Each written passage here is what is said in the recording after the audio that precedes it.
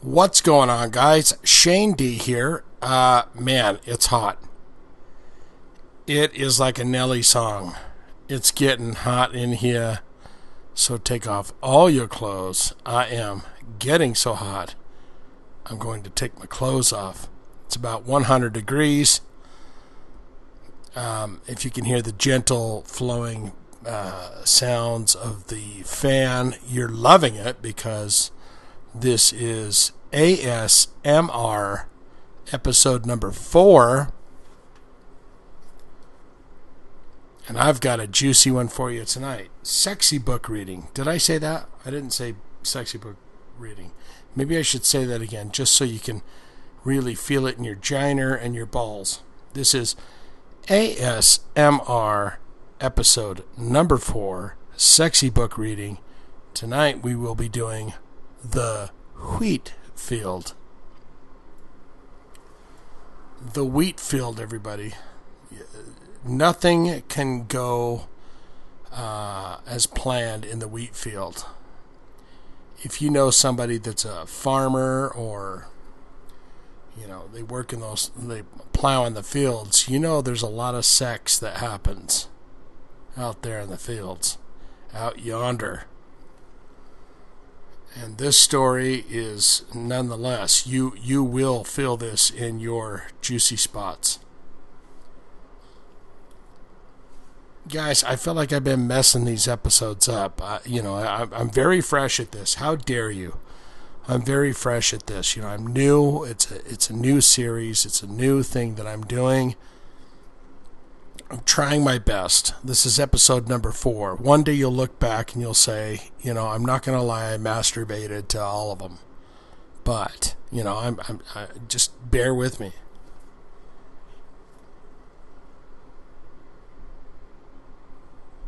I'm trying to do the best that I can do. Do you understand that? I hope you do.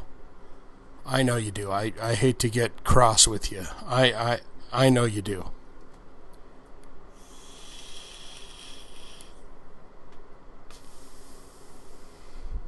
It's literally about 110 degrees right now. And by the way, there is no air conditioning. It broke yesterday. So there's that little piece of fucking enjoyment there. So extra hot.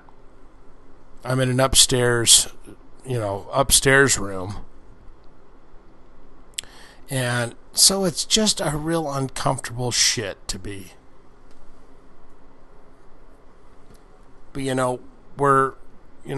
what's the story we're doing tonight? The wheat farm, the wheat field. That's what you got to deal with. Hot temperatures. They're out there, working the fields. And so here's a sexy story for you. And I'm going to do my best to really, get you guys feeling all right inside. That's kind of the goal, is either to get you to relax and go to sleep, or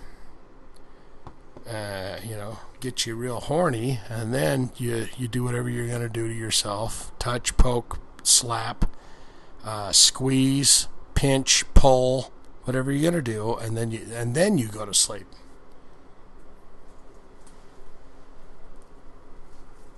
So without further ado, here's the wheat field. Man, it's hot, I thought to myself. I was sitting in the shade of the grain truck in the middle of the wheat field that must have been at least 200 acres. My custom combine team, consisting of me and 22-year-old Tommy to the girls, were working our way north from Texas, hiring out to farms who didn't have equipment or needed to get the harvest completed faster.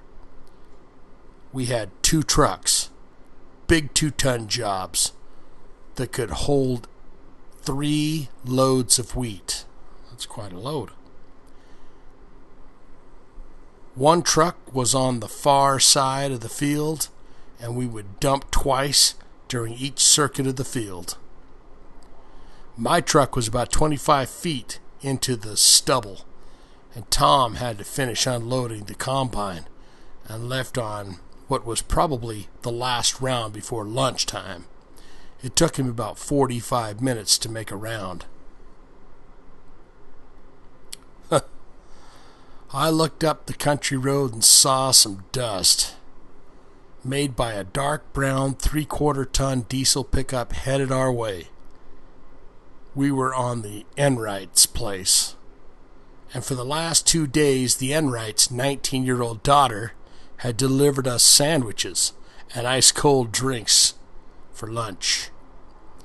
With any luck, this would be her. Should I throw in some sound effects?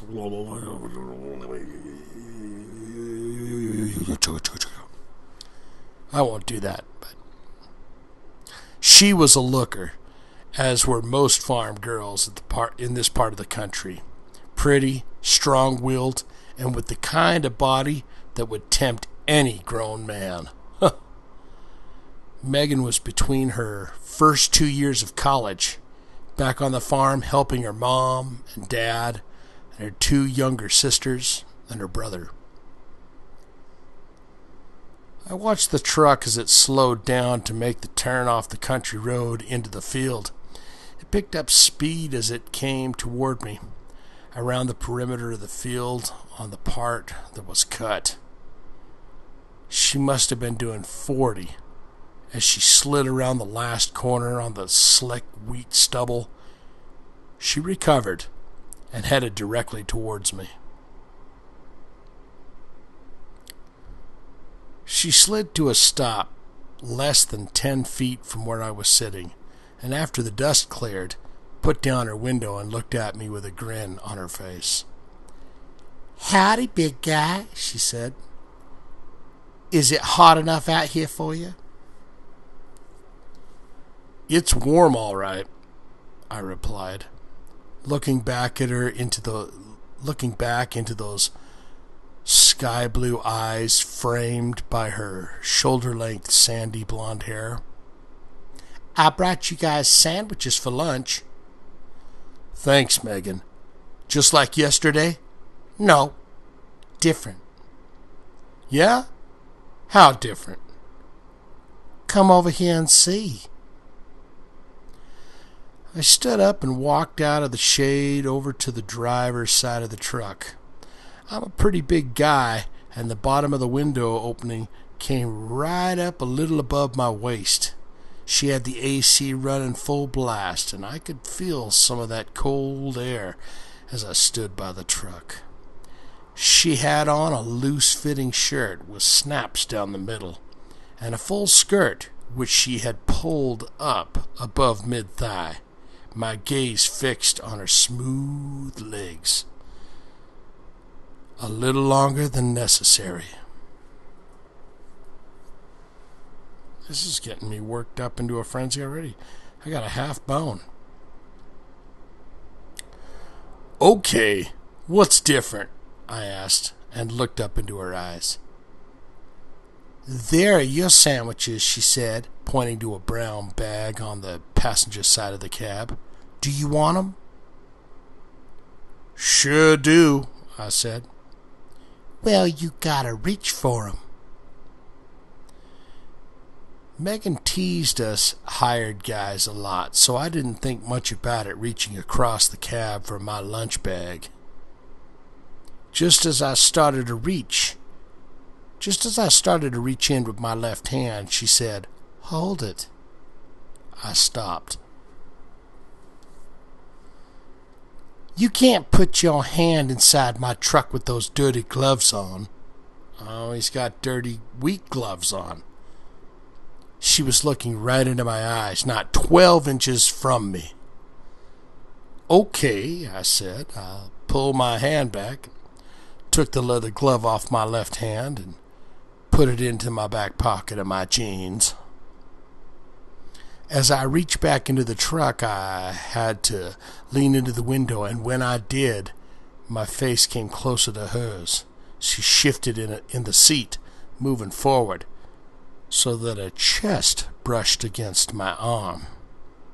"Careful, cowboy," she said, as she not so subtly rubbed her tits on my arm.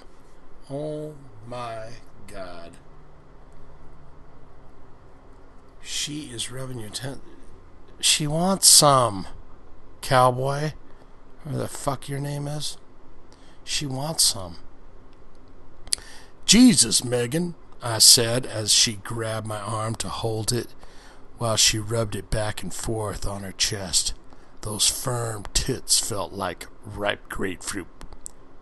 Like ripe grapefruit. Jesus, why can't I say the fucking word grapefruit? Under her shirt. I moved up and repositioned my arms. Oh, shit. Hold still, she commanded as she pushed her chest harder against my arm. She's trying to titty fuck your arm, son.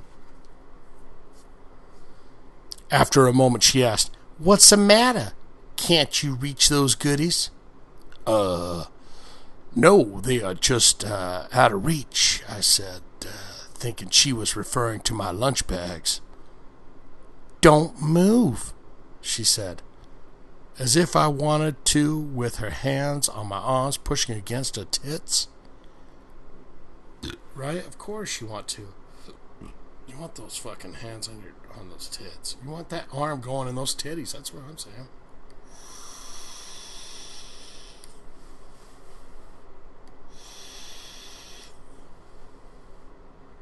She's a party gal. She is a party gal. She's out there on that farm. She doesn't see a lot of action. But they're all, big beefy men that are out there plowing fields and shit. So them farm girls, they got it made. Oh shit, here we go. So I'm gonna do that last line. Don't move, she said. If I wanted to, her arm was pushing up against her tits. With one hand, she reached up slowly, unsnapped her shirt from the top down, looking into my eyes the whole time. She moved my hand under her shirt onto her right breast. How about that, mister? God, Megan, I said as I squeezed and fingered her braless chest. Those grapefruit titties became soft, firm flesh, which felt incredible under my work-worn hands. You got calluses on them hands, son. She held my arm against herself as I continued to massage her tits and pinch her nipples. She stiffened and then relaxed, tilting her head back onto the hardness and tilting her head back onto the headrest and closing her eyes. That's good, right like that, she murmured, and let go of my arm to open her shirt wide, exposing both tits to the cold air coming from the dashboard vents. Immediately, both nipples hardened under the air conditioning, under my pinching fingers. It's very fucking sexy. Very sexy. Back off, she said impatiently, but don't stop. Oh, she didn't like how hard you were pinching the nipples. She got them hard hands, them weathered hands. She don't want you. Pinch them, bitch, but don't pinch them that hard.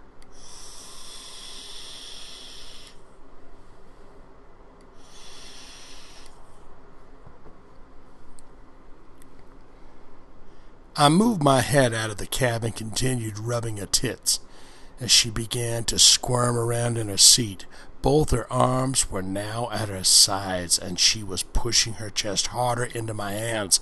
Good, damn good, she said. Pinch harder, you bad man. You're a bad man, aren't you? She egged me on with a suggestive talk. Whenever I'm offered the opportunity, I pinched her nipples harder, causing her to moan. God, that feels so good, she cried. Harder, harder now. Pinch them titties, pinch them nippies. I know she was talking about my cock, but I shifted again so I couldn't get a better angle to push against her. She moved back in the seat and put her right foot up on the dash, right next to the AC vent. Her skirt slid further toward her waist, revealing more of her long, beautiful legs. I was now practically mauling her tits. Wow, dude, So her dress is blowing up, and you're reaching through the window there, and you're mauling her tits. She was making groaning noises with her head back and her eyes closed. "Stop! Make a fist," she said. "What?" Oh, God. She's a loosey-goosey. "Oh, man," I said, and made a fist with my left hand. She grabbed my arm. "Stick out your thumb." I did. She took my arm and moved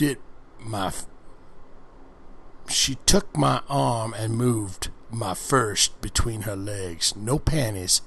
She moved slightly, and my thumb was in her pussy, with a big part of my hand pressing on her clit. She had both hands on my arm, pulling it into her. So hard, she said, her eyes still closed. My arm was all muscle, and both of her hands wouldn't reach around it. Oh, shit. So she got your fucking arm, baby. She's pushing it in there, saying, "Get that thumb in there. Give me some thumb, baby." She began to rotate on my thumb, moving it back and forth, and started to moan louder. "Oh, damn. Oh, damn," she said. She moved faster and faster against my fist.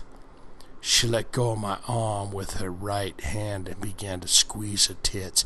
Yes, right there," she cried as she pulled her nipples with one hand and pressed my arm into her pussy with the other. "Good. Oh, good, baby. Baby, you doing me so good," she said in between breaths. "You like this?" I asked. "Shut up, you bastard." She choked out the words. "Aren't you sweet on Tommy?" I asked. "He's going to be here before long. I can see the combine coming towards us." What's she going to say? Oh, she says, "I said shut up," she said, and redoubled her efforts against my hard hand. She opened her eyes to look down the field and saw the combine approaching. "Shit, oh God, I'm coming," she said breathlessly as she continued to saw into my fist. "Oh God, I'm coming. I am coming, sir. Sir, I am coming. So good, so fucking good. Ooh." As she stiffened and accidentally pushed her left foot against the accelerator, a cloud of black smoke blew out the exhaust. In a minute, I could feel her relax and her breathing slowing. My hand was soaked with her sweet, delightful apricot juices and still clamped between her legs. "Wow, that was amazing," she said. She glanced down the field again. She pulled my hand out from between her legs, pushed my arm back out of the window of the cab, lowered her foot from the dash, and pulled her skirt down. She handed me my lunch bag and started snapping her shirt up. That combine's almost here. Tom has probably got a load he needs to get rid of," she said. Oh, well, I'm going to redo that, because that's in her voice. "That combine's almost here. Tommy's probably got a load he needs to get rid of," she said, with a devious smile. "You better get that truck lined up, and I'll take him his lunch." I looked at her, sniffed her scent on my hand, and grinned. "Thanks for lunch, Megan," I said. "That's all until later," she added. I've got to take care of Tommy." That's what she says. This chick's a whore. "That's all until later," she added. I've got to go take care of Tommy. What? As the combine came to a stop, I drove the truck under the auger. Megan grabbed the other lunch bag, got out of her truck, and walked over to where the combine had stopped. She climbed the steps up to the air-conditioned cab of the combine. Tommy opened the door and Megan entered, swinging her leg over Tommy to straddle his lap. As she smoothed her skirt over Tommy, with her hand under her skirt at Tommy's pants, she looked over, caught my eye, and gave me a smile and a knowing wink. That girl was a fucking whore. She was one of them nasty gals. What she did is had you plunge your arm in there for some sexy time, but then as soon as Tommy showed up, she climbed up in his combine and was unbuttoning his pants and doing some fucky times. Well, I'll be a son of a bitch. Well, you got a little bit of play. She didn't really actually pleasure him at all, but she got pleasured. She's a lady that knows what she wants. And when she's got a bunch of wheat farmers out there, she knows how to get it. So that's it, guys. That was the wheat field. That was the wheat field. The sexy ASMR number 4 episode, The Wheat Field. I feel pretty good about that. Well, that's all I've got for this, guys. Jesus Christ, I'm spent. You know how hard it is to read all this shit? And I'm doing it all for you, to make you guys feel good. So be happy with that. So that's all. I'm going to come in, give you a sweet kiss, and wish you a good night. And I hope you enjoyed this, The Wheatfield ASMR episode number 4. I'm Shane Diablo. Oh, God, it's so fucking hot and painful here. It's painful. So I'm calling it good. I'm calling it a night. Jesus Christ. Okay? All right.